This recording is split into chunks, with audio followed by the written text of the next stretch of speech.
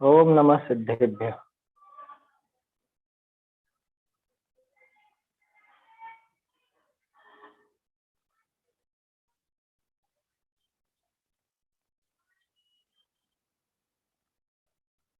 मंगलमय मंगल करण वीतराग विज्ञान नमो ताहि जाते भय अरहंत आदि महान। करि मंगल करि हो महाग्रंथ करण को काज। जाते मिले समाज सब पावे निज पद राज।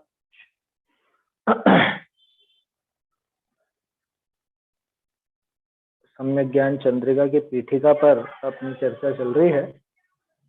इसमें तोडरमल जी ग्रंथों के अभ्यास की प्रेरणा दे रहे हैं और अब चूंकि ग्रंथों के अभ्यास की प्रेरणा भी है तो लोगों को पक्षपात भी रहता है कि हमको तो यही शास्त्र पढ़ना है या यही अनुयोग पढ़ना है।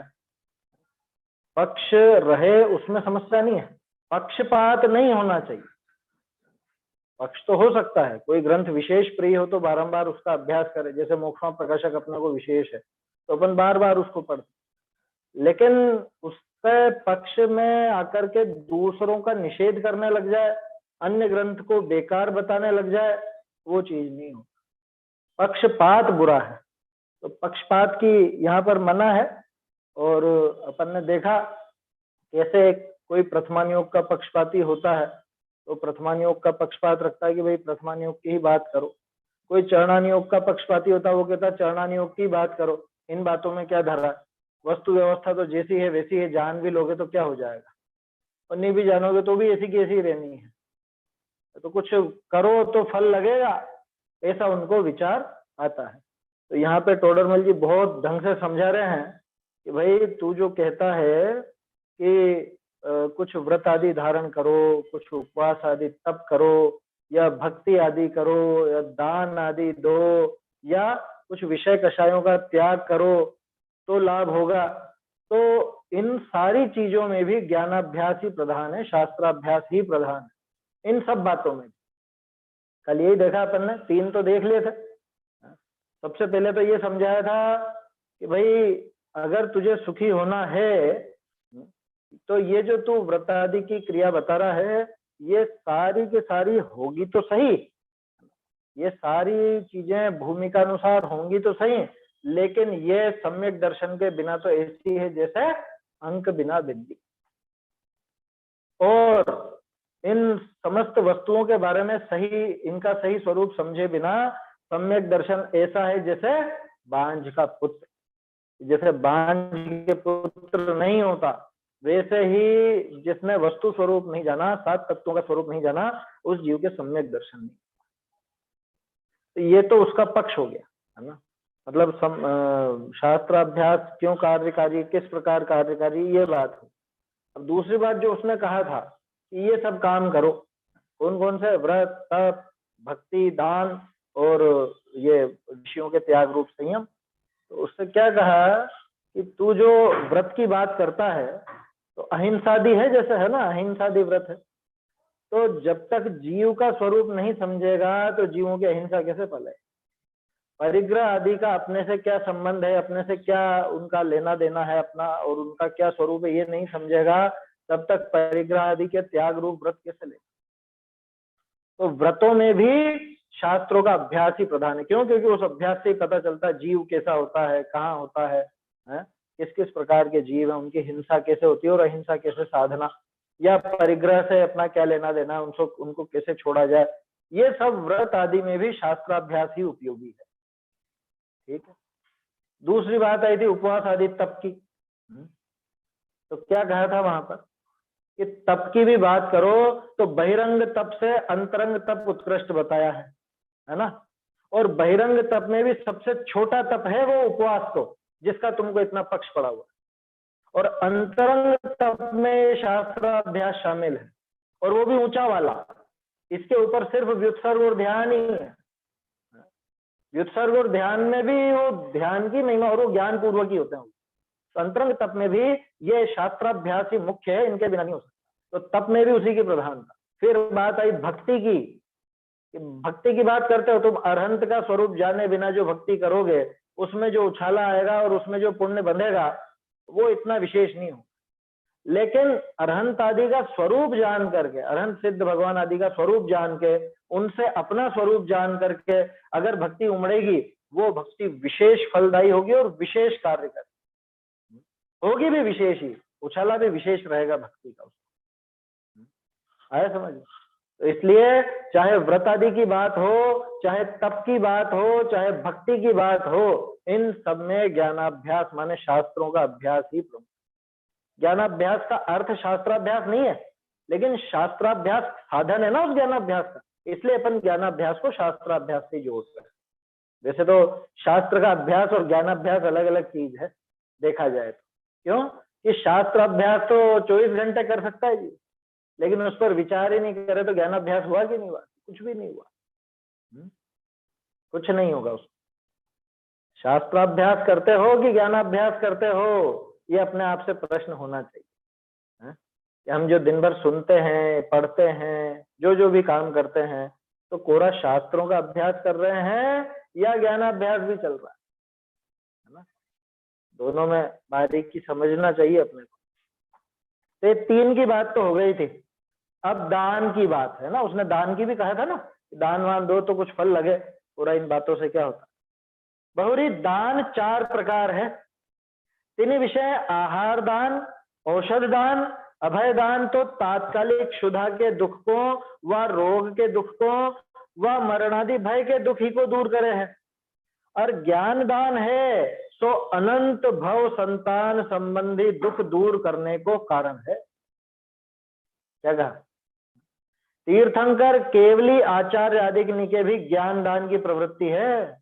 कहते ज्ञान दान उत्कृष्ट है, तो अपने ज्ञानाभ्यास होई तो अपना भला करे और अन्य जीवनी को ज्ञान दान देवे। ज्ञानाभ्यास बिना ज्ञान दान देना कैसे होई? कहते दान विषय भी ज्ञानाभ्यास ही प्रधान है। लो, कौन सोच सकता था? ये तोडरमल जी की बारीकी है, ये जो एक एक बात ऐसा खोल करके निकाल दे। क्या कहा कि भाई 4 प्रकार का दान होता है ना, आहार दान, औषध दान, अभय दान और ज्ञान दान। तो इसमें से आहार, औषधि और अभय, ये 3 तो ऐसे हैं जो तत्काल के दुख मिटाते। वास्तव में प्रैक्टिकल देख लो, आहार दान से क्या हमेशा की भूख मिट जाती है? आपने किसी भूखे को अथवा किसी साधर्मी को, अपन तो दान की बात कर रहे हैं ना, तो ऊंची बात लो, साधर्मी को अथवा मुनिराज को भी आहार दिया, तो क्या हमेशा हमेशा के लिए भूख मिट गई? नहीं मिटती, तत्काल की मिटती। आज आहार लिया है, कल वापस से आहार की भूख लगाएगी। आया समझ में? तो आहार दान तात्कालिक के लिए है।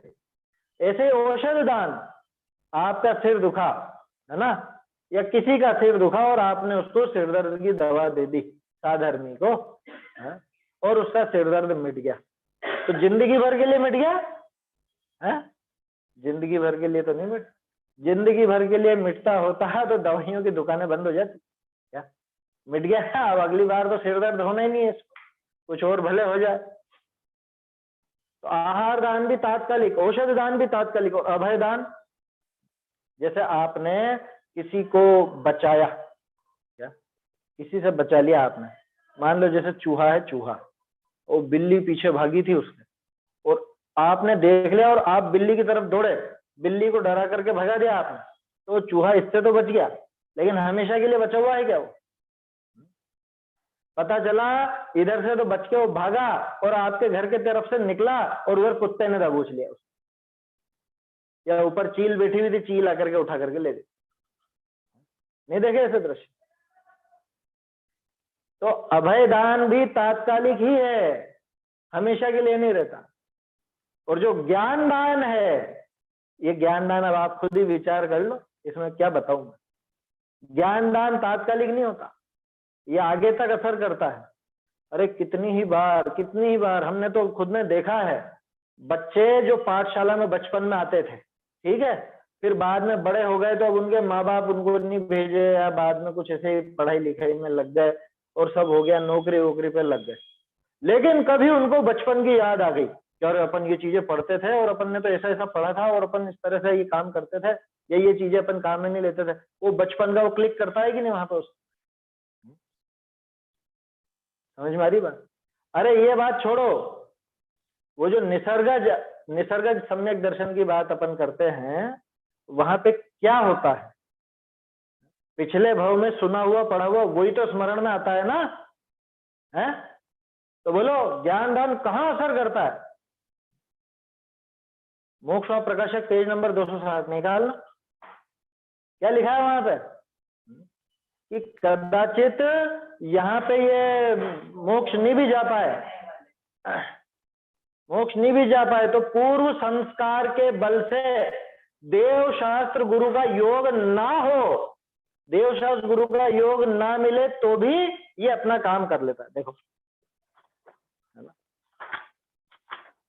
तो बहुत गजब के पेज हैं ये, देखो 260 पे ये, इस भव में अभ्यास करके परलोक में तिर्यंच आदि गति में भी जाए तो वहां संस्कार के बल से, कौन सा संस्कार? पिछले भव का संस्कार, अब वो तो पहले तो छूट गया था। हाँ, संतान माने संतति, परंपरा। तो वहां संस्कार के बल से देव गुरु शास्त्र के निमित्त बिना भी ये निसर्गज, उनका निमित्त बिना भी सम्यक्त हो जाता है। क्योंकि पिछला वो संस्कार बना था उसका। वो संस्कार किसकी वजह से बना?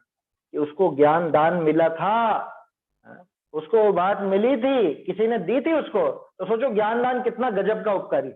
आहार दान अगले भव में काम नहीं आएगा क्या? अगले भव की भूख मिट जाएगी क्या? औषध दान अगले भव में काम नहीं आएगा, है ना? और ये अभय दान भी अगले भव में काम नहीं आएगा। लेकिन ज्ञान दान ऐसा है, क्या लिखा आगे? ज्ञान दान है सो अनंत भव संतान संबंधी।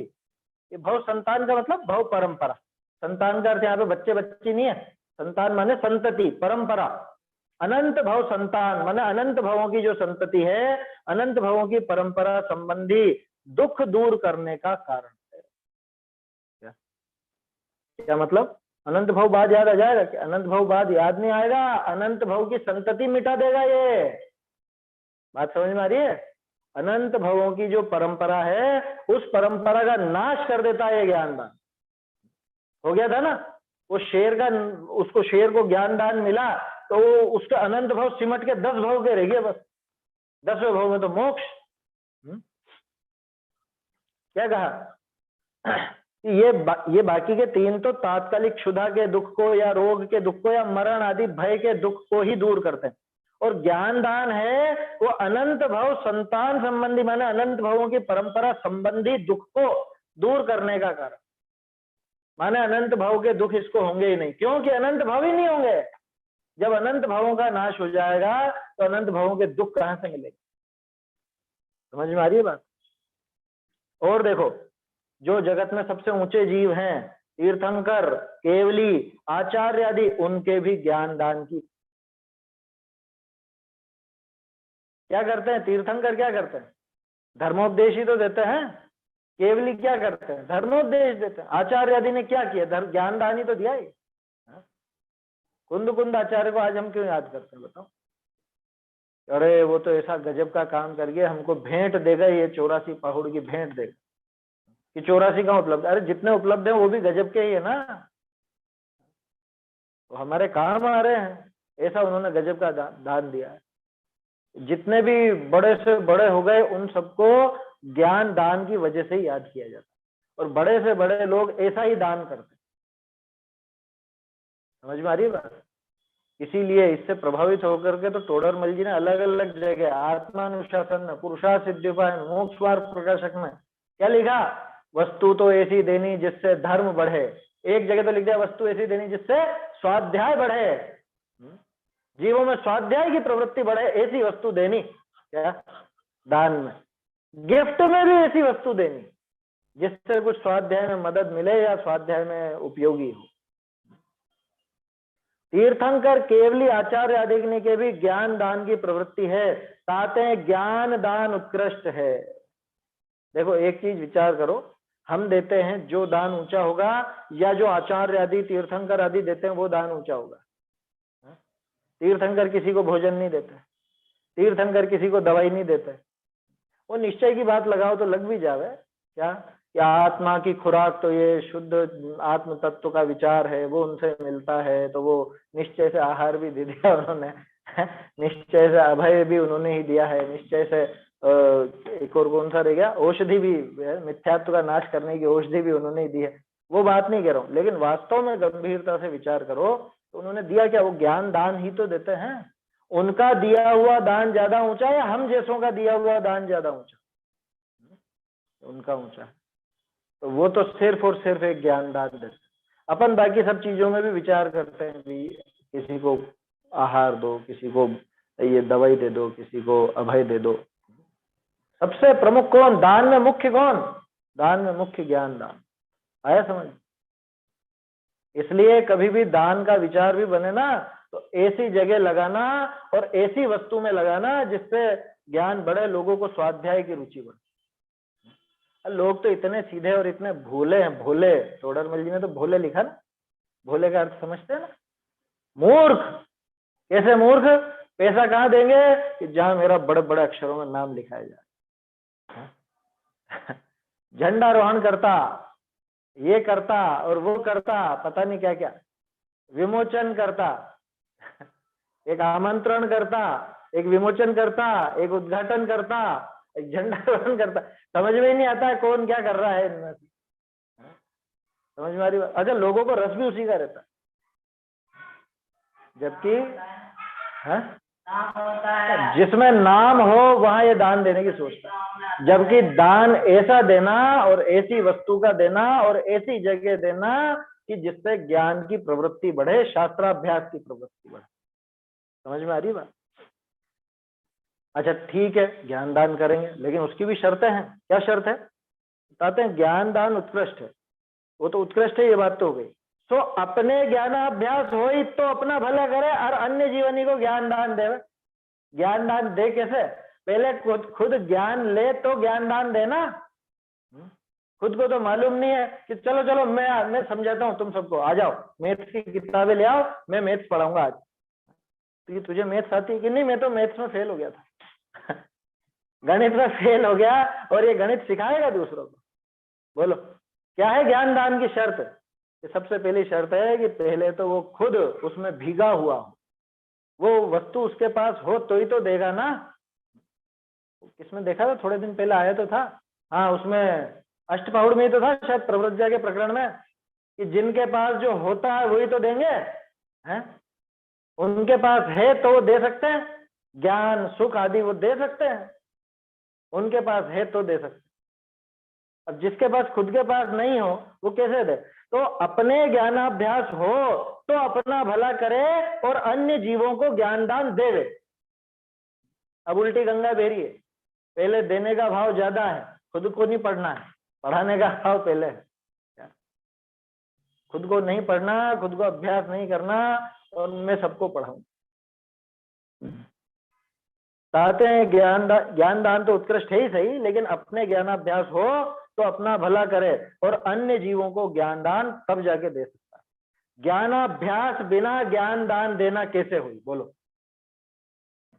ज्ञानाभ्यास जिसका खुद का नहीं हो, खुद को अच्छा अभ्यास नहीं हो, वो दूसरे को ज्ञान दान कैसे देगा? कहते हैं दान विषय भी ज्ञानाभ्यास ही प्रधान। लो, दान में सबसे ऊंचा कौन सा? ज्ञान दान।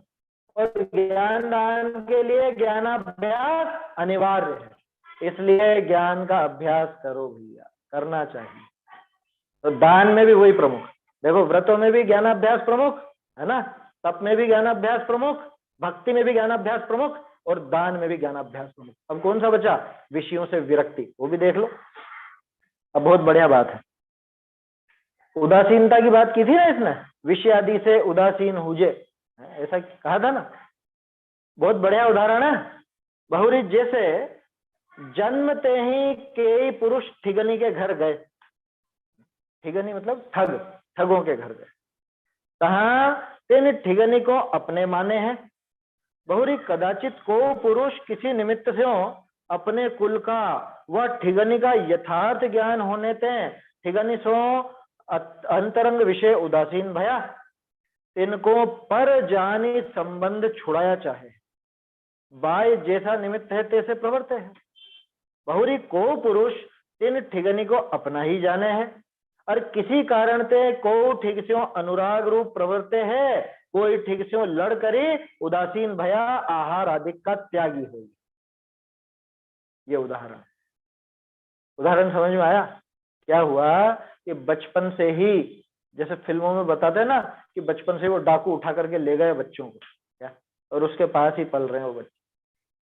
तो 8-10 बच्चे थे, वो बच्चे बचपन से ही उसके पास पल रहे हैं, वो ठगों की टोली में ही पल रहे हैं, डाकुओं की टोली में, उनके गैंग में, और ऐसे ही रहते हैं, बिल्कुल घर जैसे ही रहते हैं। फिर उसके बाद तो थोड़ा समय निकलने के बाद वो उनको पाल रहे हैं, और ये इनके सारे ही रिश्ते नाते इनसे ही हो गए। अब उनमें से किसी किसी बच्चे को, किसी बालक को बड़ा होने पर ये पता चला कि अरे मैं तो उस कुल का हूँ, मैं तो वहां का हूँ, उस फला फला सेठ का बेटा हूं मैं तो, और ये ऐसे हैं, ये मुझे उठा करके ले गए थे, ये दुष्ट है। बताओ एकदम से निकल जाएगा? है? एकदम से तो नहीं निकल पाएगा, लेकिन अंदर में तो वो चीज टूट गई ना, उसके अंदर में प्रेम टूटेगा कि नहीं टूटेगा? उसको विरक्ति आ गई इनसे। विरक्ति आ गई माना इनसे जो राग था, इतने समय से तो यही सोच रहा था कि अरे इन्होंने मुझे पाला पोसा, इनने बड़ा करा है और ये सब अच्छे हैं और ऐसा वैसा, तो उस टाइम तक तो राग था, लेकिन अब वो राग टूट गया।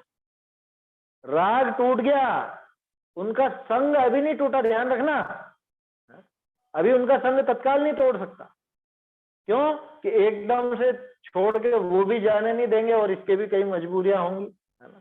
एक उदाहरण। दूसरा, अब जो बाकी दूसरा बच्चा था वो तो सोचता अरे ये अपने ही है ये तो सब, और उनसे प्रेम बढ़ाते जाता है, उनकी असलियत जानता नहीं है, उन्हीं के बीच में खुश रहता है। अब कभी कभी क्या होता है कि उनमें से ही किसी से तो उसको विशेष प्रेम रहता है, और किसी से कभी झगड़ा भी हो जाए तो झगड़ करके उससे बातचीत बंद कर देता, उसके प्रति विरक्त हो जाता। विरक्त दोनों हुए, है ना? वो हुआ जिसको अपना अपने असली कुल वगैरह की जानकारी हो गई थी, और ये भी विरक्त हुआ, लेकिन ये बस इसलिए हुआ कि इसका कुछ झगड़ा हो गया आपस में, इसको असलियत पता नहीं चली। एक तो जिसको असलियत पता चली और फिर उनसे विरक्त हुआ, दूसरा कि कुछ भी असलियत पता नहीं है, अभी भी उनके राग में मस्त है, सिर्फ झगड़े वगड़े की वजह से, कुछ ऐसा उदासीनता का कारण बनने की वजह से उनसे विरक्त हुआ है। बोलो किसके असली विरक्ति? दोनों उदाहरण समझ में आए?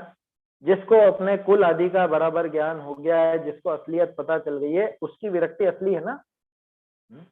जो झगड़ करके विरक्त हुआ वो तो वापस से थोड़े दिनों बाद बोलने लग जाए, थोड़े दिनों बाद वापस उनमें आपस में प्रेम हो जाए।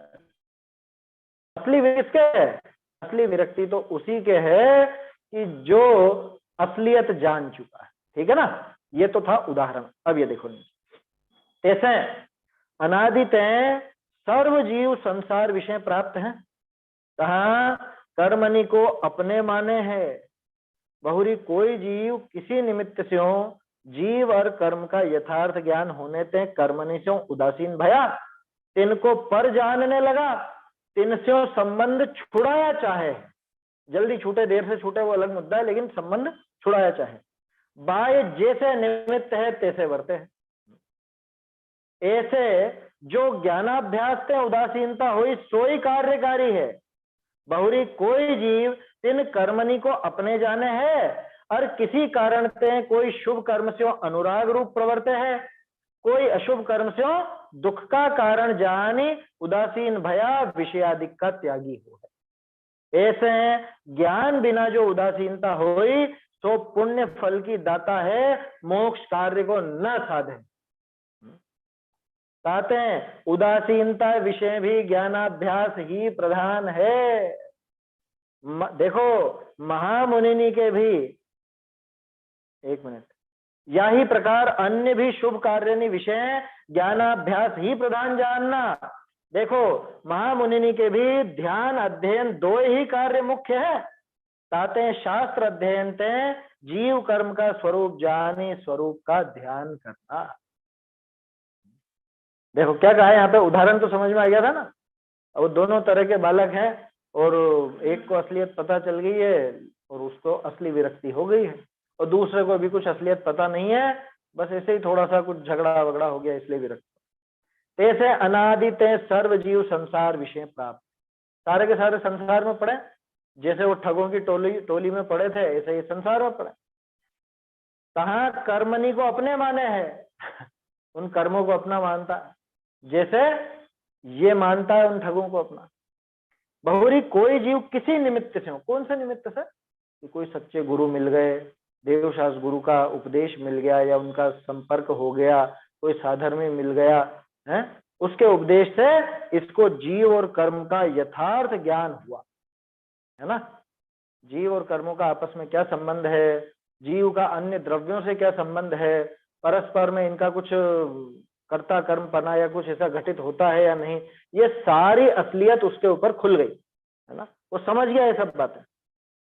तो ऐसा ज्ञान होने ते कर्मणि स्यों उदासीन भया, अरे मेरे को तो इन कर्मों से कैसे भी करके छुटकारा पाना है, ये अशुभ कर्म से नहीं, शुभ से भी मुझे तो छुटकारा पाना। क्यों कि चाहे शुभ हो चाहे अशुभ हो, दोनों के दोनों का फल तो संसार में ही, दोनों यही भटकाएंगे, ये भी ठग है और ये भी ठग है। क्या यूं समझ लो वो डाकू है और ये ठग है, मीठा ठग है, समझ।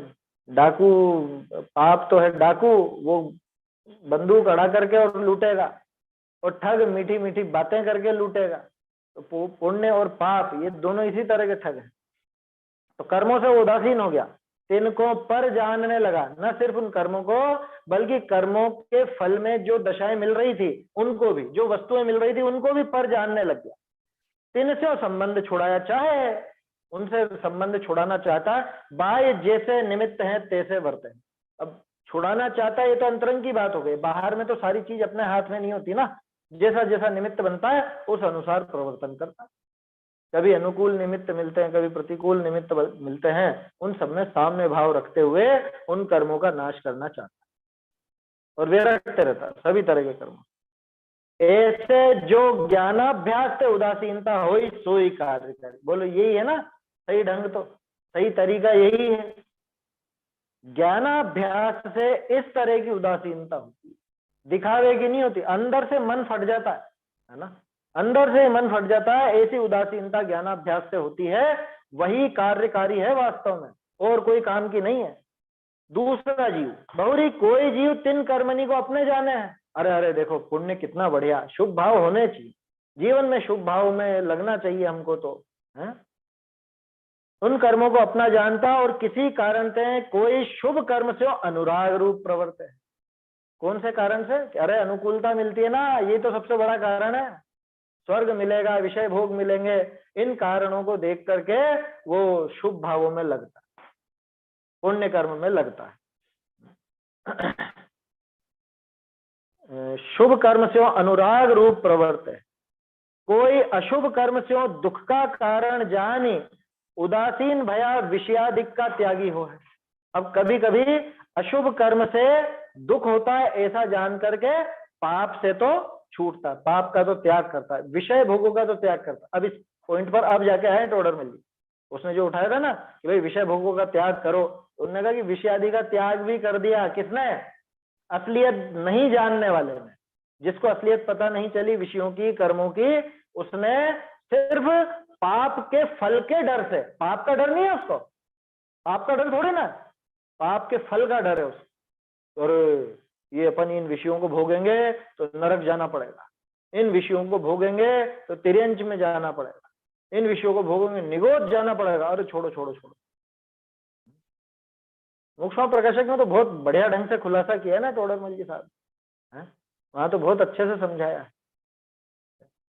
ये पाप के भय से, पाप के भय से नहीं, उस पाप के फल के भय से पाप को छोड़ना चाहता है, तो इसको अभी भी वास्तव में आश्रव का बंध का सही स्वरूप ख्याल में है ही नहीं, ये अभी भी बाहरी वस्तुओं में इष्ट अनिष्ट बनने की बुद्धि करके बैठा है।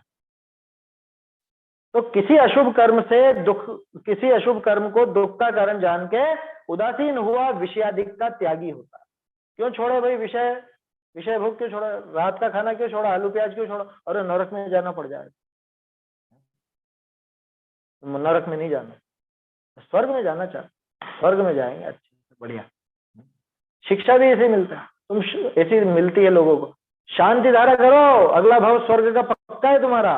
क्या हमारे आहार की व्यवस्था करोगे तो तुमको गजब का आहार मिलने वाला है अगले भाव में।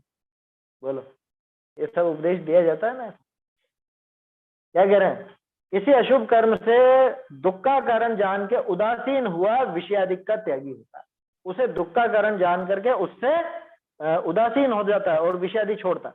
ऐसे ज्ञान बिना जो उदासीनता हुई तो पुण्य फल की दाता है, मोक्ष कार्य को न साधे। भाई ज्यादा से ज्यादा क्या होगा? पुण्य तो मिल जाएगा, उन शुभ भावों से इसको पुण्य बंध तो हो जाएगा, लेकिन क्या इससे मोक्ष मिल जाएगा? एक जीव ने, दो जीवों का उदाहरण लो अपन तो। एक जीव ने अभक्ष्य छोड़ा, रात्रि भोजन छोड़ा, किससे, किस लिए छोड़ा कि अरे ये खाएंगे तो अपन तिर्यंच में जाएंगे, नरक में जाएंगे और ऐसे। और एक जीव ने वस्तु व्यवस्था समझकर, उसमें होने वाले जीवों के घात को समझकर और अपने उसके प्रति राग भाव को बुरा समझकर उसका वो राग भाव छोड़ा। और राग भाव छूटा तो बाहर में भी अपने आप छूटेगा ही छूटेगा। तो किसकी किसकी उदासीनता सच्ची, किसका विषयों का त्याग सच्चा? ये वैसा ही समझना कि जैसे डॉक्टर के कहने पे कोई शक्कर छोड़ता है और कोई मन से ही छोड़ता है। डॉक्टर कह देगा तो आलू प्याज छोड़ देगा, और खुद मन से समझेगा तो आलू प्याज छोड़ेगा। दोनों में कितना अंतर है, जमीन आसमान का फर्क। तो ज्ञान बिना जो उदासीनता होती है वो पुण्य फल का दाता तो है, वो भी कब? शुभ भाव हुए तो, मंद कषाय हो तो। अगर उसके पीछे भी मंद कषाय नहीं है तो कोई पुण्य फल की दाता नहीं। ज्ञान बिना जो उदासीनता होती है सो पुण्य फल की दाता है, मोक्ष कार्य को न साधे। मोक्ष का काम नहीं सधता उसने। पुण्य फल की दाता की भी गारंटी नहीं है, ध्यान रखना। जिसने डॉक्टर के कहने पर आलू प्याज छोड़ा, रात्रि भोजन छोड़ा है, बोलो उसको पुण्य बंधेगा कि पाप बंधेगा? क्यों पाप क्यों बंधेगा? हाँ, तो आकुलता नहीं है कारण। कारण यह है कि वहां पे वो शरीर से अपनापन इतना ज्यादा है, शरीर को बचाने के लिए वो काम कर रहा है। अरे मर जाऊंगा, ये शरीर छूट जाएगा, ये भाव है उसके पीछे। आकुलता तो सब चीजों में ही है, आकुलता उसका मूल कारण नहीं है। आकुलता भी साथ में है, लेकिन खास चीज है कि उसके पीछे उसका अभिप्राय क्या था। अभिप्राय जीवों को बचाने का नहीं था, अभिप्राय शरीर की रक्षा का था। शरीर को अपना मानने का मिथ्यात्व तो वो तो मोटा पड़ा हुआ ही था उसके, और उसके साथ साथ ये भावना, और मैं बचा लूं इसको, बचा लूं, ये शरीर बना रह जाए। तो डॉक्टर ने जो कहा है वो करना पड़ा है। समझ में आया? तो स्वास्थ्य की दृष्टि से अगर कोई ये सब चीजें छोड़ता है तो पाप ही बांधता है। आया समझ? और जीवों का विचार करके, वस्तु स्वरूप का विचार करके, और ये अपने लायक कार्य नहीं है ऐसा विचार करके छोड़े तो वहां पर मंद कषाय रूप परिणाम होने से पुण्य बनता है। और ज्ञान पूरा भली भांति ज्ञान भी है अगर उसको, तो इसमें तो अपना काम कर लेगा। आया समझ? यह विशेष पुण्य बनता है। इसलिए उदासीनता में भी ज्ञानाभ्यास ही प्रधान है। बोलो, 5 बातें कही थी ना उसने, पांचों बातों में टोडरमल जी ने सिद्ध कर दिया कि ज्ञानाभ्यास हर जगह प्रधान है, हर तरफ प्रधान है। चाहे तुम व्रत देख लो, चाहे तप देख लो, चाहे भक्ति देख लो, चाहे दान देख लो, और चाहे विषयों से विरक्ति देख। ज्ञानाभ्यास अगर नहीं है, अपना ज्ञान का अभ्यास उसको बराबर नहीं है, शास्त्राभ्यास अगर नहीं है, तो वो व्यर्थ है, बिल्कुल झूठा है, खोखला है। अरे और तो और, ये जो बाहर का जिनको वो सोले का करते हैं ना बहुत लोग, सोले का, और उसकी समझ भी वो शास्त्राभ्यास के बिना झूठी है, खोखली समझ है। अगर जो जीव शास्त्राभ्यास नहीं करता और कि हम तो सोले का खाते हैं, हम तो सोद का खाते हैं, अगर शास्त्राभ्यास नहीं करता तो उसको समझ भी नहीं, अभी वास्तव में समझ नहीं आया समझ। अरे हमने देखे हैं ऐसे लोग देखे हैं, मंदिर जावे सुबह तो दिन में 12 बजे आवे, क्या मंदिर में ही सुबह से दोपहर 12 बजे तक मंदिर, उसके बाद आकर के और खाना खाएंगे और ऐसे खाएंगे वैसे खाएंगे, और छने बिन छने पानी का विवेक ही नहीं, बिना छने का ही विवेक नहीं, बिना छना पानी पी लेंगे। और ऐसे होते हैं बहुत से लोग जिनकी क्रियाकांड पे दृष्टि है ना वो इसी तरह से, टोडरमल जी ने लिखा ना, एक वस्त्र तो ऊंचा पहने और एक वस्त्र नीचा, ऐसी हालत रहती क्या? समझ में आई बात? इस तरह की उनकी हालत हो जाती। इसलिए कोई भी क्रिया हो धार्मिक, उसमें तो शास्त्राभ्यास ही अपने को सही सलाह देगा। शास्त्राभ्यास से हमारा आगे का मार्ग प्रशस्त होगा। आप जो कुछ भी करना चाहते हो, बाहरी क्रिया भी जो कुछ करना चाहते हो, बिना शास्त्राभ्यास के उस क्रिया को ढंग से कर ही नहीं सकते, नहीं कर सकते, पक्की बात है।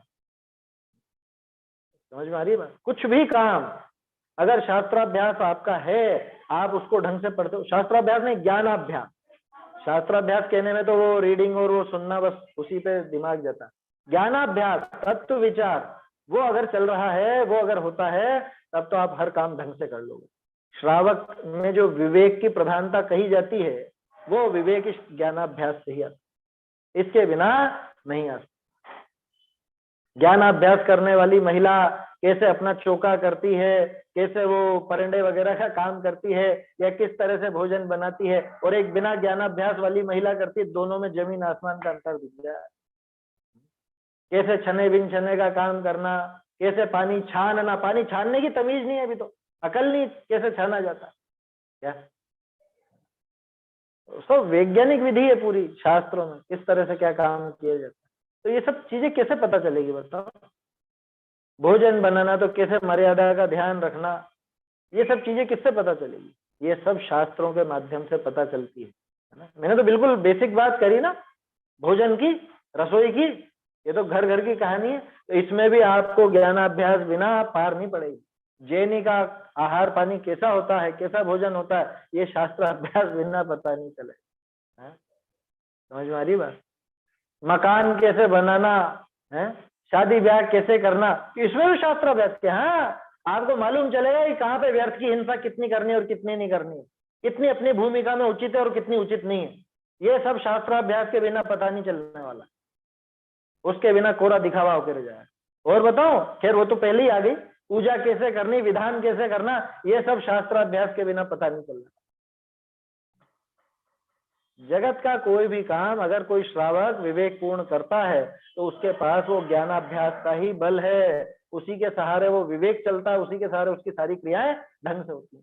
इसलिए कहाँ जाओगे इसको छोड़ के? ज्ञानाभ्यास के बिना कुछ नहीं कर सकते। इन्हें इतने सब लोग करते तो ऐसे ही करते हैं, व्यर्थ, बिल्कुल बेकार, कुछ अक्ल नहीं और कुछ उसका फल नहीं मिलता। छोटे से छोटा कार्य जिसको आप धार्मिक कार्य कहते हो, और बड़े से बड़ा कुछ भी ले लेना, बिना ज्ञानाभ्यास के आप उसका उचित ढंग से क्रियान्वयन नहीं कर, आप उसको सही ढंग से नहीं निभा सकते। इसलिए क्या कहा, या ही प्रकार अन्य भी शुभ कार्य विषय ज्ञानाभ्यास ही प्रधान जानना। अन्य भी शुभ कार्यों में, जितने भी शुभ कार्य आपको ख्याल में आते हैं, यात्रा कैसे जाना, कब जाना, क्यों जाना, ये सब कैसे पता चलेगा बताओ? वो कितना बढ़िया प्रकरण आया था अपने अष्टपहड़ में, तीर्थ का, तीर्थ की बात आई थी ना। तो तीर्थ यात्रा कैसे होती है, क्यों होती है, कहाँ होती है, क्या विचार होते हैं श्रावक के, कैसे पता चले बताओ? कोई भी शुभ कार्य, कोई सा भी कार्य जिसको आप शुभ कहते हो, धार्मिक कहते हो, वो सब शास्त्राभ्यास के बिना अधूरे हैं, उसके बिना उनकी समझ नहीं हो सकती। समझ नहीं हो तो वो क्रिया कैसे होगी? अन्य भी शुभ कार्य विषय ज्ञानाभ्यास ही प्रधान जानना। देखो, महामुनि के भी ध्यान अध्ययन दो ही कार्य मुख्य। ये चीज तो, ये बात तो टोडरमल जी ने मोक्षों प्रकाशक में भी लिखी। ध्यान और अध्ययन, ये दो ही काम होते हैं उनके। अब युग तो ऐसा आ गया कि ये दो काम छोड़ के बाकी सब काम होते, न ध्यान न अध्ययन। यहाँ तो कह रहे हैं कि मुनियों के भी मुख्य रूप से ये दो ही कार्य बताए गए, या तो आत्मा का ध्यान करें, 7वां गुण स्थान, या अध्ययन, 6ठा गुण स्थान। आचार्य उपाध्याय और साधु की जो परिभाषा दी है मोक्षों प्रकाशक में, और उसी अनुसार जो पंच परमेष्टि वाले पाठ में दी गई है, उसमें क्या है? ये अभ्यास की बात है कि नहीं? आत्म स्वरूप के ध्यान की बात है या नहीं? दो ही कार्य मुख्य हैं। मुख्य पने तो अपने आत्म स्वरूप में ही लीन रहते हैं, और जब वो लीनता नहीं हो तो कि खुद उन ग्रंथों का अभ्यास करते हैं, दूसरों को उनका अभ्यास करते हैं। ये सब नहीं लिखा है वहां पे? तो मुनियों के भी ध्यान और अध्ययन दो ही कार्य मुख्य है। कि खुद ध्यान करेंगे या तो आत्मलीन होंगे, नहीं तो खुद अभ्यास करेंगे या दूसरों के साथ अभ्यास करेंगे या दूसरों को अभ्यास कराएंगे। कहते हैं शास्त्र अध्ययन ते जीव कर्म का स्वरूप जाने, स्वरूप का ध्यान करना। देखो शास्त्र अध्ययन का फल भी बता दिया उन्होंने, कैसे करना, क्या करना, कि शास्त्र अध्ययन करके जीव और कर्म का स्वरूप जानकर, क्योंकि जीव और कर्मों का स्वरूप ही मुख्य रूप से बताया। यहाँ टोडरमल जी ने तो गुमटसार, जीव कांड, कर्म कांड, लब्धिसार, स्वप्नसार आदि के संबंध में लिखी है ये बात। अपने को बाकी सब पर भी लगाना, खास तौर पर अध्यात्म पे जरूर लगाना। अध्यात्म से जीव का, कर्म का स्वरूप जानकर अपने स्वरूप का ध्यान करना, तो जाके ये धार्मिक कार्य सफल सिद्ध होंगे, तो जाके अपना धर्म सधेगा। ऐसी बात है। देखो समय तो है अभी 2-3 मिनट। ये अगला प्रश्न देख लेते हैं। बहुरी यहाँ को तर्क करे। अब देखना बढ़िया बात है ये जो आजकल उंगली उठाई जाती है, या उंगली क्या उठाई जाती है, अपनी जिम्मेदारी समझ लो अभ्यासी जीवों की, स्वाध्यायी की। यहाँ को तर्क करे कि कोई जीव शास्त्र अध्ययन तो बहुत करे है। आज के जमाने का मालूम पड़ गया था उनको, है टोडरमल जी को, कि शास्त्र अध्ययन तो बहुत करते हैं, दिन भर पढ़ते हैं, दिन भर सुनते हैं, और विषयाधिक का त्यागी न हो। 5 इंद्रिय के विषय भोग तो इनके छूटे ही नहीं, जरा भी इनकी प्रवृत्ति में तो अंतर आया ही नहीं। ताकि शास्त्र अध्ययन कार्यकारी है कि नहीं, ये असल में कुतर्क करके और उलझाना चाहता है प्रश्नकार। प्रश्नकार कोई और नहीं हो तो टोडरमल जी ऐसे प्रश्न खड़े कर रहे हैं मनोवैज्ञानिक ढंग से। क्या कह रहे हैं, ये बताओ कि कोई जीव शास्त्र अध्ययन तो बहुत करता है, शास्त्रों का अभ्यास तो खूब करता है, लेकिन विषयों का त्याग नहीं करता, विषय आदि का त्यागी नहीं होता, उसकी प्रवृत्ति में कुछ अंतर नहीं है, नजर आता। तो ये बताओ कि शास्त्र अध्ययन कार्यकारी है या नहीं। जो है तो महंत पुरुष काहे को विषय अधिक तजे, और नहीं है तो ज्ञानाभ्यास का महिमा कहाँ रहे। प्रश्न समझ में आया? अगर आप वो शास्त्र अध्ययन को कार्यकारी कहते हो, किससे, कोई जीव अध्ययन तो बहुत करता है और विषय आदि का त्याग नहीं करता, उसको शास्त्र अध्ययन कार्यकारी है या नहीं? अगर कार्यकारी है तो जो महान महान लोग हैं वो सिर्फ शास्त्र अध्ययन करे ना, वो क्यों विषय आदि को त्याग, क्यों छोड़ते हैं? वो विषय आदि का त्याग करके क्यों वो दीक्षा आदि ग्रहण करते? शास्त्र अध्ययन ही कर ले। और अगर शास्त्र अध्ययन कार्यकारी नहीं है तो आवाज एकदम कम हो गई है, आवाज कम हो गई है, आवाज कम हो गई है, और थोड़ा आवाज आ रही है, कुछ आवाज कम आ रही है। आवाज आ रही है बराबर? साथ में दूसरी आवाज भी आ रही है। ठीक है, चलिए सुनिए। तो क्या कहा कि भाई महान पुरुष क्यों शास्त्राभ्यास में लगे नहीं रहते, वो विषय आदि का त्याग क्यों करते, और अगर शास्त्राभ्यास कार्यकारी नहीं है तो फिर ज्ञानाभ्यास की महिमा क्या रही। प्रश्न समझ में आया? ये प्रश्न आजकल हमारे ऊपर भी बहुत लागू आया समझ। देखो प्रश्न का जवाब तो जो आएगा सो आएगा, लेकिन प्रश्नों में बहुत सी बातें छुपी हुई होती है, वो अपने को समझनी चाहिए कि भाई शास्त्र अभ्यासी जीव की जिम्मेदारी बनती है कि उसका आचरण भी तदनुसार बदले। वो जितना समझता उतना भले ना बदले, लेकिन उसके जीवन में कुछ फर्क तो दिखना चाहिए, कुछ प्रभाव तो पड़ेगा कि नहीं पड़ेगा। अरे भोजन किया है, मिठाई खाई है, तो तृप्ति होगी कि नहीं होगी? भले बाहर में एकदम बहुत ज्यादा प्रकट नहीं हो तो भी कुछ ना कुछ तो उसको फर्क पड़ेगा। तो प्रश्न खड़ा किया है अभी, तो इसका जवाब अपन कल देखेंगे, कल समझेंगे इसको।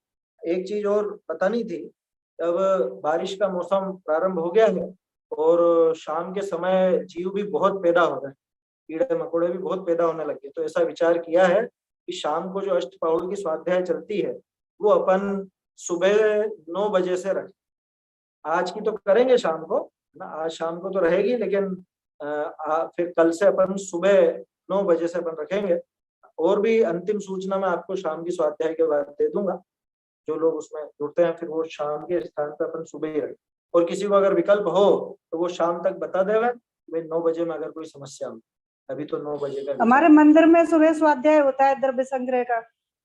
अच्छा अच्छा, तो कितने बजे मंदिर से नहीं आप होता तो 8:45 से है, फिर आ नहीं पाऊंगी मैं। अच्छा, जो तो होता फिर है हमारे भी वही होता है, वही टाइम है। हाँ, समस्या तो ये सभी जगह, शाम को भी यही समस्या रहती हो, तो शाम को भी स्वाध्याय होता है सब हाँ, जगह। शाम को भी चलती है, दोनों टाइम यही टाइम पे चलता है हमारे। है ना? चलो देखते हैं, अभी विचार करेंगे, मतलब करना तो है, देखो बदलाव तो करना पड़ेगा।